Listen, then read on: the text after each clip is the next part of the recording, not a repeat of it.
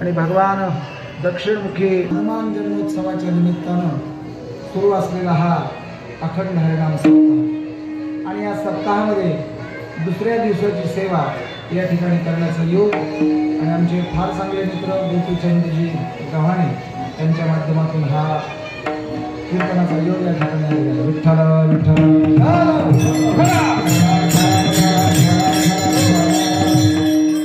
पुण्यसरीला गोदावरी मातेच्या पवित्र कुशीमध्ये शांती ब्रह्म संत एकनाथ महाराजांच्या चरण सानिध्याजवळ आणि अतिशय परम पावन असणारे हे हनुमंतरायाचं मंदिर.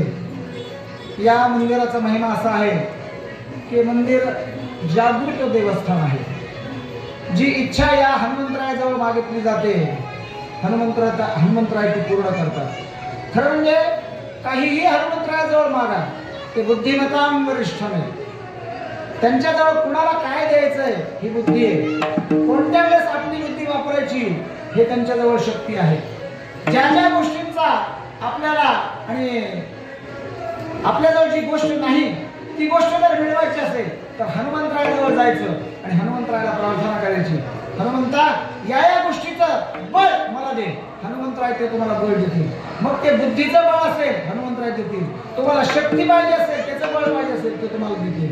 तुम्हाला सत्तेचं बळ पाहिजे असेल ते बळ तुम्हाला देतील. तुम्हाला वाक्चातुर्याचं बळ पाहिजे असेल ते तुम्हाला देतील. तुम्हाला असं वाटत असेल की आपला प्रभाव समाजावर पडला पाहिजे हनुमंतराय ते बळ सुद्धा तुम्हाला देतील.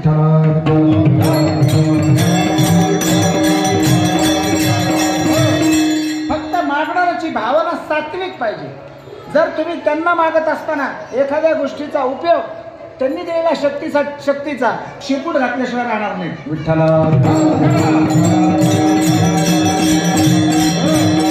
म्हणून भगवान शंकराच्या आणि असणाऱ्या त्या शिवमहिम्न स्तोत्रामध्ये आणि भगवान शंकराच्या असणाऱ्या शिवमहापुराण कथेमध्ये आणि भगवंताच्या शिवाचे म्हणजे शंकराचे 11 अवतार सांगितलेले.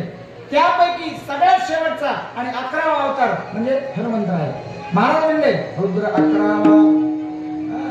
हनुमंतरायचं उदाहरण देताना आणि ज्ञानोबराय सुद्धा म्हणतात ध्वजस्तंभावरी वानरू तो हा मूर्तिमंत शंकरू. ज्या ठिकाणी भगवान श्रीकृष्णानं आणि 18 दिवस कुरुक्षेत्रावर युद्ध केलं असं असताना ते कुरुक्षेत्र नुसतं कुरुक्षेत्र नाही. गीतेची सुरुवात त्यापासून आहे. गीतेचा पहिला अध्याय आणि पहिली ओळी काय आहे?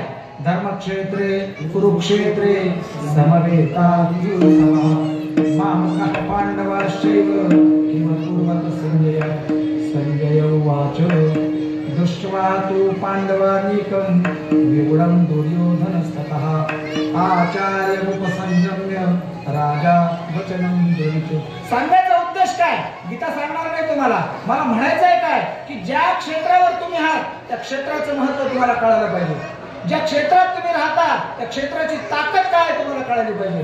ज्या क्षेत्रात तुम्ही राहता त्या क्षेत्रात असणारं जे धर्मस्थान आहे तिथं कुणाचं बलस्थान आहे, कुणाची ताकद त्या ठिकाणी चालते आहे. अशा असणाऱ्या शक्तीस्थळाला अशा असणाऱ्या बलस्थानाला तुम्ही शरण गेलं पाहिजे.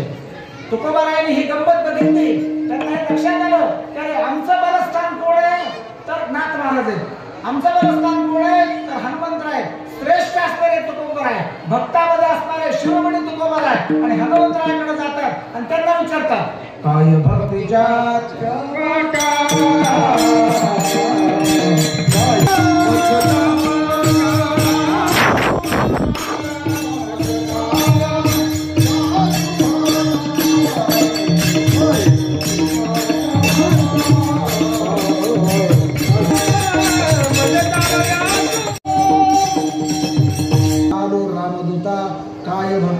त्या वाटा मजदावया सुबटा. म्हणून हनुमंतरायाला उपमा दिली आहे तुकोबारायांनी. ते म्हणतात रामदूता.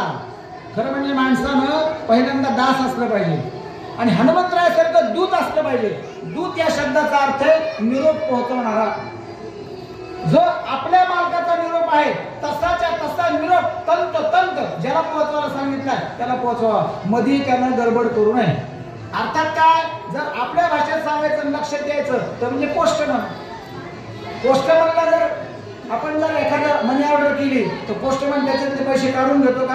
नाही घेत. काढून बरं जास्तीचे टाकतो का? नाही टाकीत. जेवढे पाठवले तेवढेच ज्याला पाठवले त्याला देतो. म्हणून जसा निरोप दिला जसाच्या तसा निरोप मालकापर्यंत पोहोचवणं हे काम दूताचं आहे. आणि दूत सुद्धा हा चालाक असला पाहिजे, हुशार असला पाहिजे, बुद्धिमान असला पाहिजे, सगळ्या मर्यादा पाळणारा असला पाहिजे. आणि या सगळ्याच्या सगळ्या गोष्टी हनुमंतरायाजवळ होत्या. म्हणून तुकोबाराय म्हणले शरण हनुमंता तुम्हा आलो रामदूता. आणि हनुमंतराया ज्या पद्धतीने तुम्ही प्रभू रामचंद्राची भक्ती केली, काय भक्ती केली हनुमंतरायानं? अहो सतत भगवंताचं नामस्मरण केलं. श्रीराम श्रीराम राम राम राम श्रीराम राम राम राम श्रीराम राम राम राम श्रीराम राम राम. या रामाच्या नामाशिवाय हनुमंतरायाला दुसरं काही माहित नव्हतं. पायाच्या नखापासून तर डोक्याच्या केसापर्यंत हनुमंतरायाच्या शरीरामध्ये रोम रोमामध्ये प्रत्यक्ष प्रभू रामचंद्राचा वास होता. एका साधकाने विचारलं, हनुमंता अरे तू सतत भगवंताचं नामस्मरण करतो, तुझ्या गुरुचं स्मरण करतोस रामाचं, कुठे तुझा राम दाखव. हनुमंतरायांनी छातीत फाडली महाराज. आणि छाती फाडल्या बरोबर हनुमंतरायाच्या हृदयामध्ये काय दिसलं?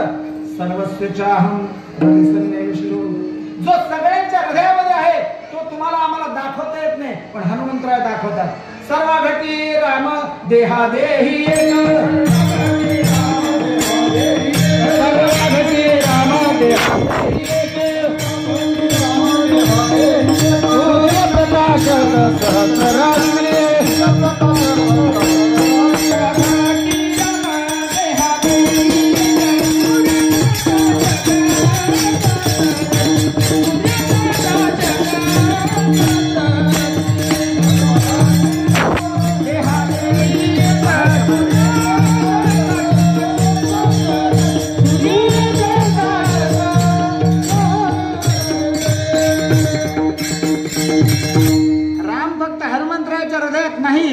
तुमच्या आमच्या सुद्धा हृदयात आहे, पण उघडल्यानंतर दाखवायची ताकद हनुमंतरायाकडे. ओ भगवान आणि एक मुखानं बोला बोला जय जय हनुमान. एक मुखानं बोला बोला जय जय हनुमान. आपल्याला त्या गाण्याकडे जायचं रे, त्या गाण्याचा फक्त भाव लक्षात घ्यायचा आहे. आता जर तरुणांचे हृदय फाडले तर काय दिसत त्याच्यामध्ये? महाराज म्हणले गुटखा दिसत आहे की नाही? काही शंकर सोसायटीचे मेंबर असतील तर ती धोरे दिसतात, काही औषध टाकणारे असतील तर ते औषधही दिसत. असं काय दिसत माहिती का? हे काही देवाचं नाव घेत नाहीत असं नाही, हे देवाचं नाव घेतात, पण साधन चुकलं की सगळा मेळ होकला. महाराज कसं उदाहरण देतो. एका घरातल्या लाईट गेला, लाईट बल्ब शॉर्ट झाला, लाईट गेला मग अंधार झाला. आता आपल्या घरातल्या लाईट गेले की सगळ्यात पर्यंत आपण लाईट का गेले याचा विचार करत नाही, बाकीच्या कोणाचे गेले हे पाहतो. तसं त्या बाईने काय केलं, आपल्या घरातले लाईट गेल्यावर बाहेर पाहिलं कोणाकोणाच्या घरातले लाईट गेले. सगळ्याच्या घरातले लाईट चालू होते आणि तिच्याच घरातले लाईट गेले. मग तिला माहित होतं शेजारीच वायर म्हणून राहत होता 2-3 घरं सोडून. तिने आवाज दिला, म्हणजे दादा आमचा गोळा गेला म्हणे. मग त्यांनी आपलं बघितलं गोळा गेला म्हणलं, त्यांनी आपल्या खिशातलं टेस्टर काढलं आणि त्या होल्डरला असं लावलं. लावल्यावर थोडंसं हलवलं त्याच्या लक्षात आलं, म्हणजे मावशी तुमचा गोळा शॉर्ट झाला म्हणजे शॉर्ट कस काय झाला? कालच पोराच्या बापानं मारुतीच्या मंदिरात लावून दुसरा लावला होता म्हणजे शॉर्ट कस काय झाला? म्हणजे त्याचं काही नाही. म्हणजे मग त्यांनी थोडं हलवल्यावर तो लाईट लागला वायरमन निघून गेला.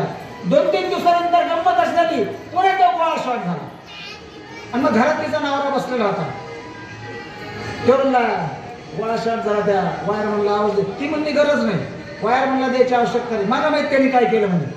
तुम्ही काय करा, या स्टूलवर चढा, मी तुमच्या हातात देते. त्याच्याकडं असं एवढं आणि आकाराने चपट असं काहीतरी होतं, हे घ्या म्हणजे हातात. तिने दिलं उलटं चपटही असतं आणि लंबही असतं. म्हणजे आता बघा यांनी आता उलटनं लाईट नाही दाखली. उलटनं काय करतं, जसा त्याला उलटनं लावलं कलमत झाला महाराज. विठ्ठल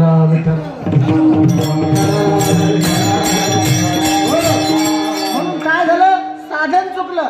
जर तुमचं साधन योग्य असेल, लाईट दाखवायचं असेल तर टेस्टर लागतं, त्यासाठी उलटण्याची गरज नाही. तसं हनुमंतरायचं जर नामस्मरण घ्यायचं असेल तर साधन लागतं, योग्य असं साधन लागतं. हनुमंतराला ते साधन सापडलं होतं. म्हणून हनुमंतराय भगवंताचं नामस्मरण करताना श्रेष्ठ अशा वैष्णव पदाला जाऊन पोहोचले. हनुमंतरायचं अजून एक वैशिष्ट्य काय माहिती का, हनुमंतराय देवही आहे आणि हनुमंतराय संतही आहे. काय वैशिष्ट्य आहे, जर देव आहे म्हणून त्यांचा जन्मोत्सव आहे. आपण म्हणतो रे हनुमान जन्मोत्सव म्हणजे हनुमंताचं प्राकट्य. कसं, पिंडधारीने झडपिला